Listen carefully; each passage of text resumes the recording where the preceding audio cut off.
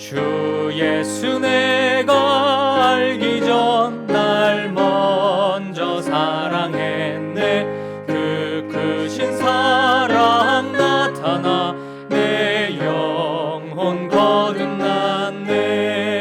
주 내 맘에 늘 계시고 나 주의 안에 있어. 저 포도 비유 같으니 참 좋은 나의 친구. 내 친구 되신 예수님 날 구원하시려고 그 귀한 몸을 버리고 내 죄를 대속했네. 나 주님을 늘 믿으며 그 손을 의지하고 내 몸과 마음을 바쳐서 끝까지 충성하리. 내 진실하신 친구여 그 은혜 내려주사 나랑 상보하시고 내 방패 되옵소서. 그 풍성한 참 사랑을 네 능히 끊을 소냐. 날 구원하신 예수는 참 좋은 나의 친구.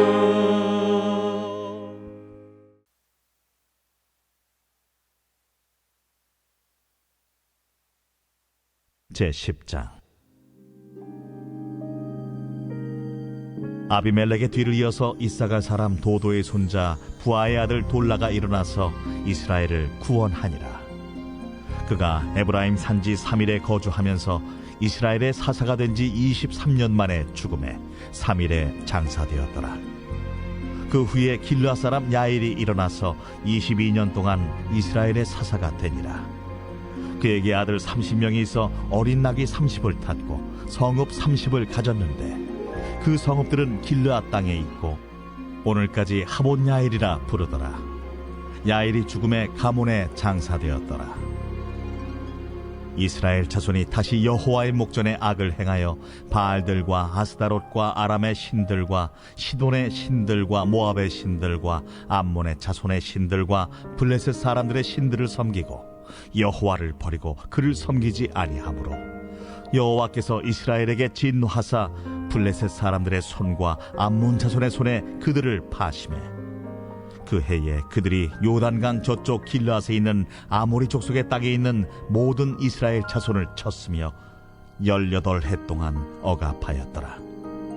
암몬 자손이 또 요단을 건너서 유다와 베냐민과 에브라임 족속과 싸움으로 이스라엘의 곤고가 심하였더라. 이스라엘 자손이 여호와께 부르짖어 이르되 우리가 우리 하나님을 버리고 바알들을 섬김으로 주께 범죄하였나이다 하니 여호와께서 이스라엘 자손에게 이르시되 내가 해국 사람과 아모리 사람과 암몬 자손과 블레셋 사람에게서 너희를 구원하지 아니하였느냐? 또 시돈 사람과 아말렉 사람과 마온 사람이 너희를 압제할 때에 너희가 내게 부르짖음으로 내가 너희를 그들의 손에서 구원하였거늘 너희가 나를 버리고 다른 신들을 섬기리. 그러므로 내가 다시는 너희를 구원하지 아니하리라. 가서 너희가 택한 신들에게 부르짖어 너희의 환난 때에 그들이 너희를 구원하게 하라 하신지라. 이스라엘 자손이 여호와께 여쭈되 우리가 범죄하였사오니 주께서 보시기에 좋은 대로 우리에게 행하시려니와 오직 주께 구하옵나니 오늘 우리를 건져내옵소서 하고 자기 가운데에서 이방 신들을 제하여 버리고 여호와를 섬기매 여호와께서 이스라엘의 곤고로 말미암아 마음에 근심하시니라. 그때에 암몬 자손이 모여서 길르앗에 진을 쳤으므로 이스라엘 자손도 모여서 미스바에 진을 치고 길르앗 백성과 방백들이 서로 이르되 누가 먼저 나가서 암몬 자손과 싸움을 시작하랴. 그가 길르앗 모든 주민의 머리가 되리라.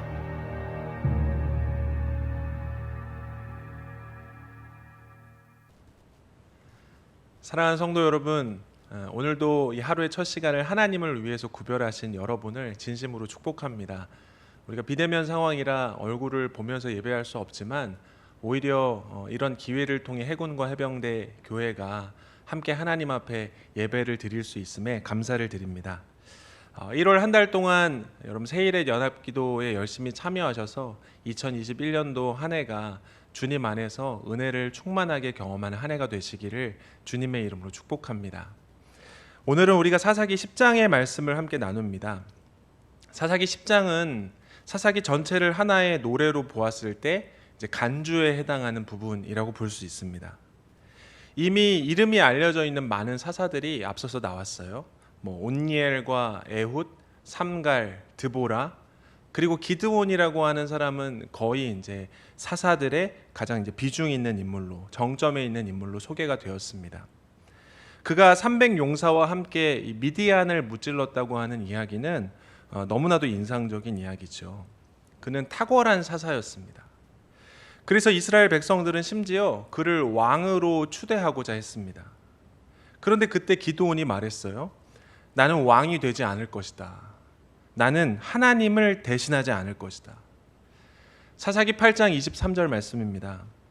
기드온이 그들에게 이르되 내가 너희를 다스리지 아니하겠고 나의 아들도 너희를 다스리지 아니할 것이요 여호와께서 너희를 다스리시리라 하니라. 아멘. 여호와께서 너희를 다스리시리라. 하지만 기드온과는 달리 그 자리를 꿈꿨던 사람이 있었습니다. 그의 아들 중에 하나였던 아비멜렉인데 그는 이제 아버지인 기드온이 죽고 난 다음에 사후에 배다른 70명의 형제들을 무참히 살해해 버리고 맙니다. 왕이 될 목적이었죠. 그렇게 아비멜렉의 폭정이 시작이 됩니다. 권력 분쟁과 암투, 술수, 음모, 배신이 판을 치는 그런 시대가 되었습니다. 나라꼴이 말이 아니게 되었습니다. 그러던 와중에 이 아비멜렉은 전투 중에 한 여인이 던진 맷돌 윗짝에 맞아서 치명상을 입게 되었고 수치스럽게 여인의 손에 죽임을 당했다 할까 두려워서 자기의 부하에게 자신을 찌르도록 명령을 합니다. 이게 이제 9장까지의 내용이 되겠습니다. 이제 오늘 본문으로 넘어오면 총 3명의 사사가 등장을 하고 있어요. 이제 말이 3명이 사실은 이제 2명의 사사와 1명의 사사가 출연하게 되는 배경에 관한 이야기를 우리에게 하고 있는데 각각의 이름이 돌라와 야일 그리고 입다라고 하는 인물입니다. 돌라와 야일은 분량이 많지 않아서 이제 소사사라고 불려지는데 입다의 이야기는 12장까지 계속해서 이어지게 됩니다. 그래서 사사기 10장을 일종의 간주다라고 말씀을 드렸어요. 2명의 소사사에 이어서 한 사람의 분량이 많은 사사의 등장 배경에 관한 이야기이기 때문에 먼저 돌라에 대해서 우리가 한번 살펴보겠습니다. 본문의 말씀 1절과 2절을 함께 보실까요? 아비멜렉의 뒤를 이어서 이사갈 사람 도도의 손자 부하의 아들 돌라가 일어나서 이스라엘을 구원하니라. 그가 에브라임 산지 3일에 거주하면서 이스라엘의 사사가 된 지 23년 만에 죽음에 3일에 장사되었더라. 아멘. 도도의 손자 부하의 아들 돌라 이렇게 얘기했어요. 대충 읽으면 도도한 부하 이름이 돌라다 이렇게 들리기도 하는데 어쨌든 그는 이제 이사갈 출신으로 23년 동안 이스라엘을 치리했고 그리고 3일에 장사되었다라고 했습니다. 그런데 이 돌라의 기록에 관한 한 특이점이 있어요. 혹시 짐작하셨습니까? 성경은 이 돌라가 이스라엘을 구원했다라고 이야기를 하는데 어디로부터냐? 그러니까 그의 대적이 누구인가가 소개되지 않고 있습니다. 그러니까 온니엘은 메소포타미아, 에훗은 모압, 기드온은 암몬, 기드온은 미디안 이게 다 대적이 있지만 돌라는 없습니다. 왜 그럴까요? 여러분 1절 말씀에 이제 단서가 있습니다. 아비멜렉의 뒤를 이어서 그가 사사가 된 때는 기드온의 아들인 아비멜렉이 형제의 날을 일으켜서 70명을 죽이고 폭정을 일삼았던 시기였습니다. 나라꼴이 말이 아니게 되었죠. 그러니까 대부분의 사사들은 전쟁 영웅입니다. 하지만 돌라는 그와는 조금 다른 사명을 수행하게 되었습니다. 학자들은 그가 이스라엘을 구원했다고 하는 것이 아비멜렉으로 인해 분열되고 상처난 이스라엘을 다시금 결속하고 회복하도록 했던 일이라고 보고 있습니다. 그렇다면 그건 나름대로 굉장히 의미가 있는 일이죠. 하나님의 일이라고 하는 건 한사코 나가서 싸우자라고 하는 데만 있는 것이 아니라 내부적으로 결속하고 하나가 되고 화합하는 데에도 있기 때문입니다. 참 다행스럽게도 돌라의 그런 노력으로 인해서 나라에는 평화가 찾아왔습니다. 이어서 일어난 사사는 야일이라고 하는 인물이었는데 나라에 찾아온 평화를 암시하는 요소들이 꽤 있습니다. 3절과 4절 말씀입니다. 그 후에 길르앗 사람 야일이 일어나서 22년 동안 이스라엘의 사사가 되니라. 그에게 아들 30명이 있어 어린 나귀 30을 탔고 성읍 30을 가졌는데 그 성읍들은 길르앗 땅에 있고 오늘까지 하봇 야일이라 부르더라. 아멘. 야일도 마찬가지로 이제 대적에 대한 소개도 없을 뿐더러 이스라엘을 구원했다라고 하는 내용도 담겨져 있지 않습니다. 그러니까 정보가 많지 않은 탓에 사실 야일에 대한 평가는 이견이 조금 있기는 합니다만 그에게 아들 30이 있었다. 또 나귀 30을 탔다. 이렇게 오랜 평화가 찾아왔음을 보여주는 대목이죠. 적어도 분명한 사실은 이 돌라에 이어서 야일의 시대까지 도합 45년간 평화가 지속되었다는 것입니다. 그러니까 단지 5절로 소개되어 있지만 45년이면 결국 짧은 기간이 아니잖아요. 그런데 여기서 문제가 발생을 하게 되는 거예요. 종종 오랜 평화는 이 사람들의 마음을 안일하게 만드는 경향이 있습니다. 오랜 평화 끝에 문제가 스멀스멀 이렇게 일어나기 시작하는데 6절과 7절 말씀입니다. 이스라엘 자손이 다시 여호와의 목전에 악을 행하여 바알들과 아스다롯과 아람의 신들과 시돈의 신들과 모압의 신들과 암몬 자손의 신들과 블레셋 사람들의 신들을 섬기고 여호와를 버리고 그를 섬기지 아니하므로 여호와께서 이스라엘에게 진노하사 블레셋 사람들의 손과 암몬 자손의 손에 그들을 파심해. 아멘. 그들은 온갖 종류의 우상들을 섬기기를 시작하는데 동서남북 사방팔방 할 것 없이 이 이스라엘의 접경지에서 그들과 교류가 있다고 하는 모든 민족의 신들을 가지고 들어와서 섬기기를 시작합니다. 참담한 일이죠. 이에 8절과 9절 말씀에 보면 하나님께서 동으로는 암몬 또 서로는 블레셋 자손들의 손에 그들을 넘기십니다. 곧 이 45년의 평화가 무색하게도 그들의 영혼은 심히 핍절하고 곤고한 상태가 되었다. 성경은 이렇게 말씀하고 있습니다. 그러면서 사사기 특유의 이 우상 숭배 사이클이 시작이 되는 거예요. 어떤 사이클이 있죠?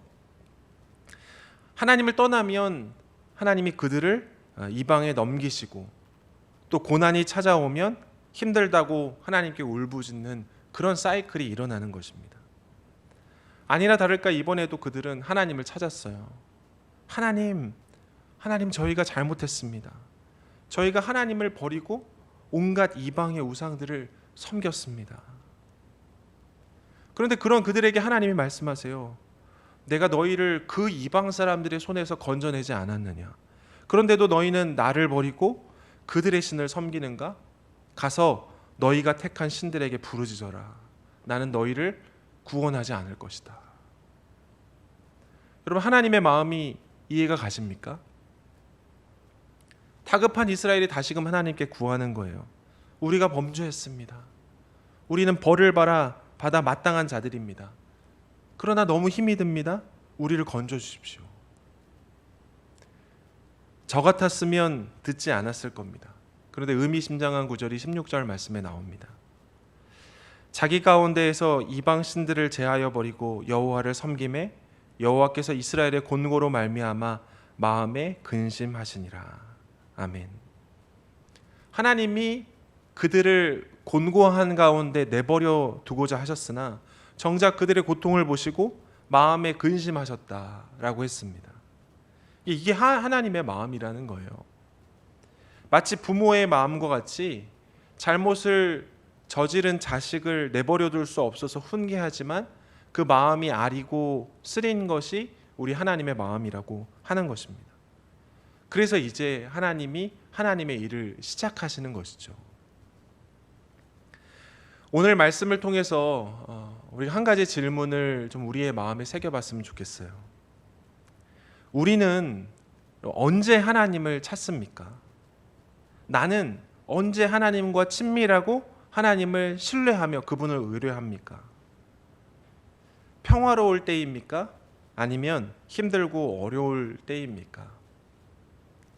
아마도 10중 8구는 힘들고 어려운 순간에 하나님을 찾지요. 사사기가 보여주는 내용이 바로 그런 것들 아니겠습니까? 그럼 반대로 우리가 희망하는 것은 무엇입니까? 평화입니까? 고난입니까? 우리는 평안하기를 원합니다. 수없이 묻는 안부가 그런 거잖아요. 샬롬, 안녕, 다 평안을 비는 말이죠. 그러니 아이러니한 거예요.